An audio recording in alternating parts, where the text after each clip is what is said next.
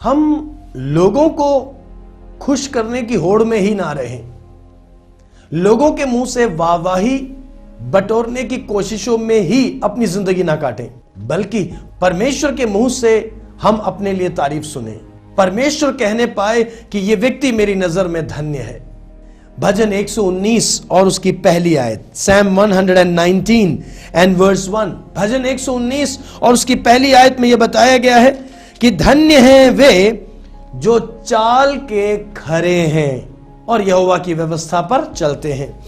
धन्य हैं वे जो चाल के खरे हैं, अर्थात blessed is the person who is Holi, who is righteous. धन्य है वो व्यक्ति जो पवित्र है, धार्मिकता चलता है, जो खरा है।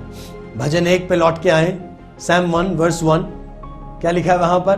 क्या ही धन्य है वो पुरुष, पुरुष का मतलब स्त्री भी, क्या ही धन्य है वो व्यक्ति जो दुष्टों की युक्ति पे नहीं चलता, ना पापियों के मार्ग में खड़ा होता, ना ठट्टा करने वालों की मंडली में बैठता है। मतलब जिनके हाथ अतिवेग से पाप की ओर दौड़ते हैं, जिनके पांव अतिवेग से पाप की ओर दौड़ते हैं, जो पाप में जीवन का आनंद उठाते हैं, जिनके जुबान पे परमेश्वर की इच्छा के विपरीत वचन है, शब्द है, उनसे हमें अपने आप को दूर रखना है, सावधान रहना है। हम कहां बैठे हैं, कहां चल रहे हैं, क्या कह रहे हैं, क्या सुन रहे हैं, क्या देख रहे हैं, और अपने चाल चलन में हमें खराई बरकरार रखनी है, क्योंकि हम पवित्र लोग हैं, हम बुलाकर अलग किए गए लोग हैं। जैसे पहला पत्रस 2 अध्याय की 9वीं आयत में लिखा है, हम परमेश्वर की निज प्रजा, उसके पवित्र लोग हैं। हमें हर जगह अपनी पवित्रताई को बरकरार रखना है। पहला पत्रस पहला अध्याय और उसकी 15वीं और 16वीं आयत पे गौर करें। वहां परमेश्वर का वचन कहता है कि परमेश्वर ने कहा, जैसा मैं पवित्र हूं वैसे ही तुम भी पवित्र बनो। इब्रानियों की पत्री 12 अध्याय और उसकी 14वीं आयत के अंदर लिखा है, पवित्रताई के बगैर कोई भी परमेश्वर को प्रसन्न नहीं कर सकता।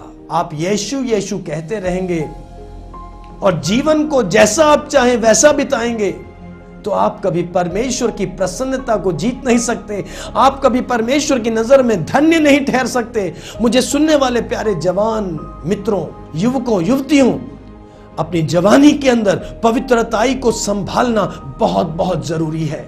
मुझे सुनने वाले भाई बहनों, अपने दैनिक चाल चलन में, ऑफिस में, घर पर, बाहर, जहां भी हम रहते हैं, पवित्रताई को बरकरार रखना बहुत जरूरी है। हमें एक अलगाव अपने जीवन के अंदर बनाना है। जैसे मछली खारे पानी में भी हो, खारे पानी के अंदर उसका जीवन है, पर उसके अंदर वो खारापन नहीं है। नाव पानी में है पर नाव के अंदर पानी नहीं है। बिल्कुल उसी तरह इस संसार में रहते हुए भी पवित्रताई को ऊंचा करना है। भजन 106 और उसकी 3री आयत में भी इस बात को बताया गया है कि अगर हम पवित्र चाल चलते हैं तो हम परमेश्वर की नजर में धन्य हैं। भजन संहिता के अंदर से आखिरी बात हम देखेंगे। भजन संग्रह के अंदर लिखा है, blessed is the person who cares for the weak.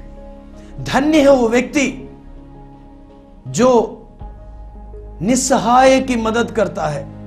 धन्य है वो व्यक्ति जो बलहीन की सुधि रखता है। मेरे साथ भजन 41 की तरफ चलिए, सैम 41 और उसकी पहली आयत को पढ़िए।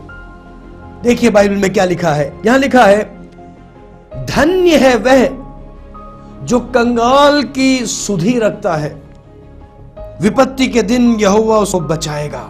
आप इससे आगे की कुछ आयतों को भी, 2री 3री आयतों को भी आप पढ़ सकते हैं, और उसमें इससे जुड़ी हुई आशीषों के बारे में लिखा है।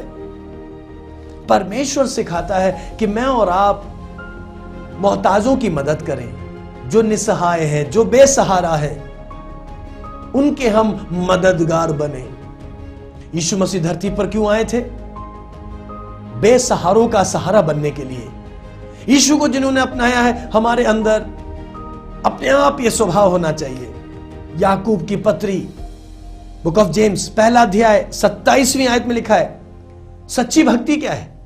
सच्ची भक्ति यह है कि कंगालों और विधवाओं की मुसीबत में उनकी सुधि लें और दुनिया के कलंक से अपने आप को बचाकर रखें। बहुत खूबसूरत आयत है, नीति वचन 19वां अध्याय और उसकी 17वीं आयत।